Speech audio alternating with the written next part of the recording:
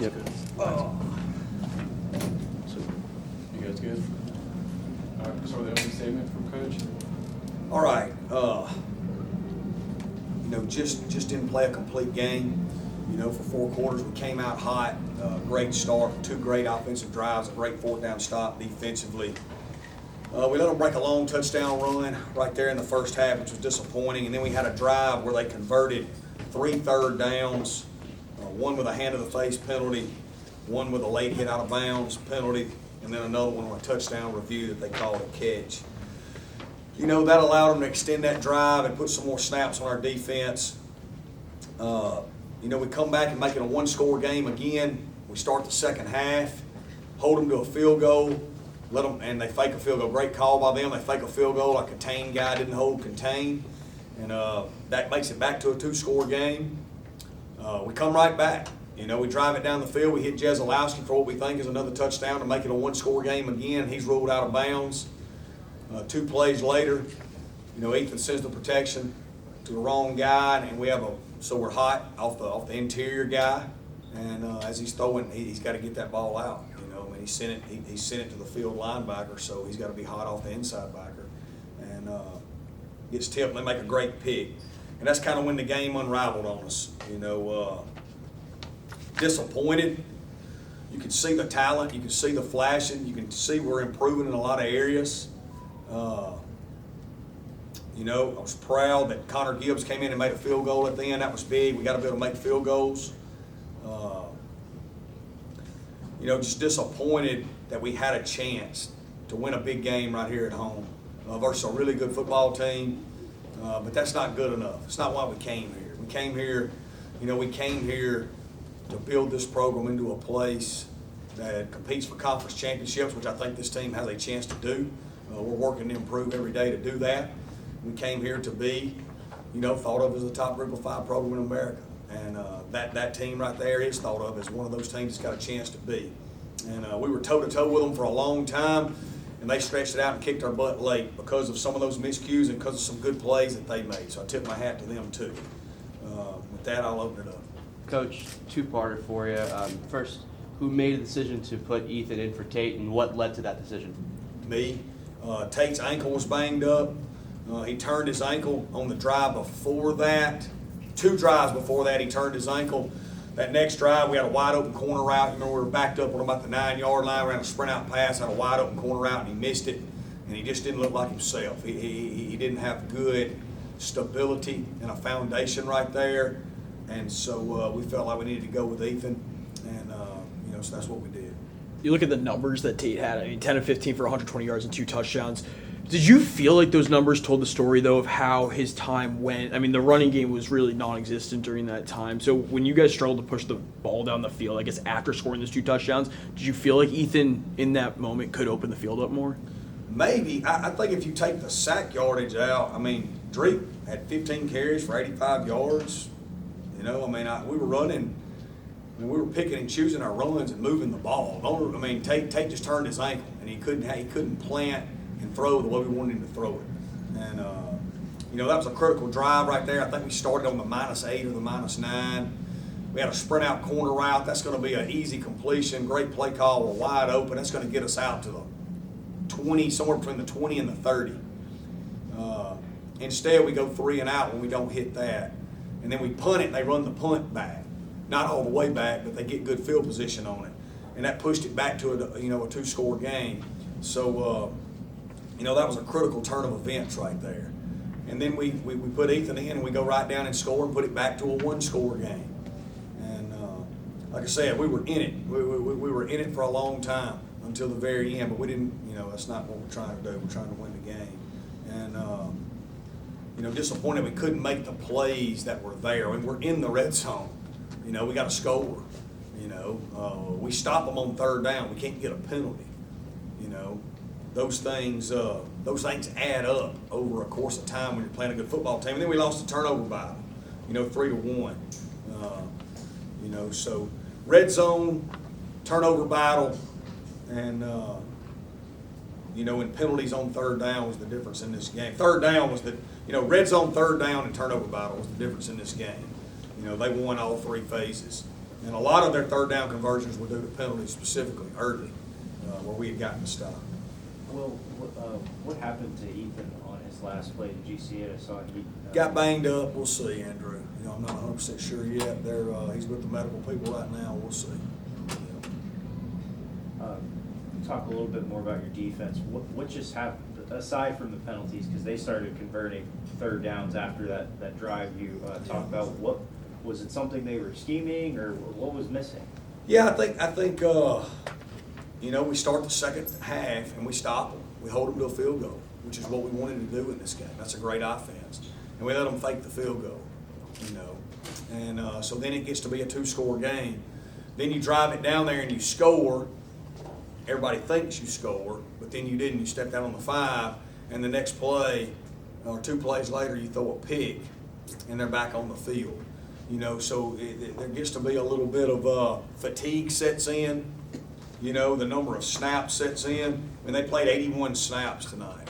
You know what I'm saying? So to reduce those number of snaps, number one, you can't turn the ball over on offense. Number two, you got to get off the field on third down. And that's where it started piling up on us. The turnovers on offense, not scoring in the red zone to keep us. Because when you score, it also gives you a big long break, right? You get TV timeout and all those things for the defense. So not scoring in the red zone coupled with not stopping on third down adds up to 81 snaps defensively, which is a lot of snaps of football. You guys came in as double-digit underdogs at home. Coaches always preach that you have to start out early when you're behind the table, and you guys did just that. You guys had a dream start, really, 2 touchdowns and a turnover on downs. How can you guys look at this and assess the film and be better at taking advantage of a good start? Yeah, I think our guys know. The talent's there. You see it flash. We've got to come together. We've got some things we've got to fix. We'll continue to work. We're a team that's going to get better as the year goes on. We've done that every year we've been here since I've been the head coach here. We've been better at the end of the year than the start of the year. That's why you practice. We will continue to improve. We got a big game this week on the road at Jacksonville State, and we're going to focus on that. There's some things we can do better. We've got to get to where we score touchdowns in the red zone. Obviously, that'll be a big point of emphasis. Third down defense will be a big point of emphasis, because if you flip those right there, it has a chance to be a different game altogether against a really good football team. Well, just talking about the red zone, kind of a two-parter. Why was it so hard to run block down in the red zone inside the 10? It seemed like there was no penetration on the offensive line. And second, how do you feel like you matched up as from a physicality standpoint against another group of 5 team? Yeah, I thought, Dima, red zone wise, I think it's just a lack of execution across the board. When I get on there with you guys tomorrow after I watch the tape, I'll tell you exactly, like I always do, what happened here or there. As far as matching up, we were there. We could play. We just didn't consistently execute over a period of time. And the game really came down to that. It came down to red zone touchdowns. And they had 562, we had 487. We probably averaged more yards per play than them, because they had 81 snaps, we had 61.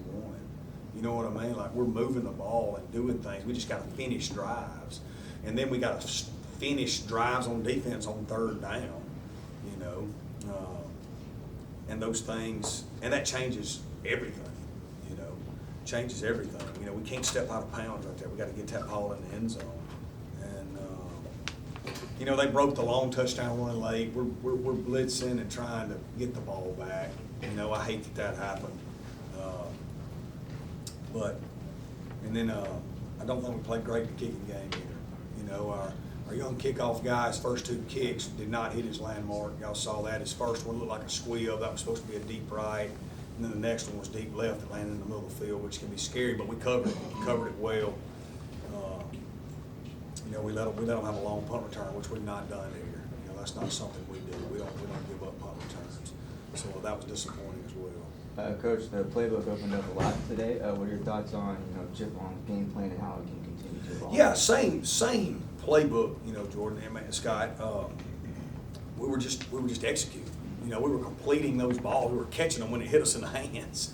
We were blocking them and running and throwing, and you can see the explosiveness is there. We just got to finish. If we finish those 3 drives, it's 49-42 in the fourth quarter.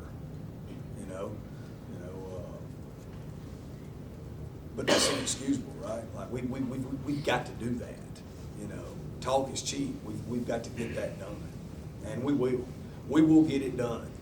We will. We will get it done next week, and we will get it done going into conference play. This is a good football team, and they will prove that as this year goes on. We were not tonight, and that's on me. Anything else for Coach? All right, thank you, Coach. I really appreciate it, guys.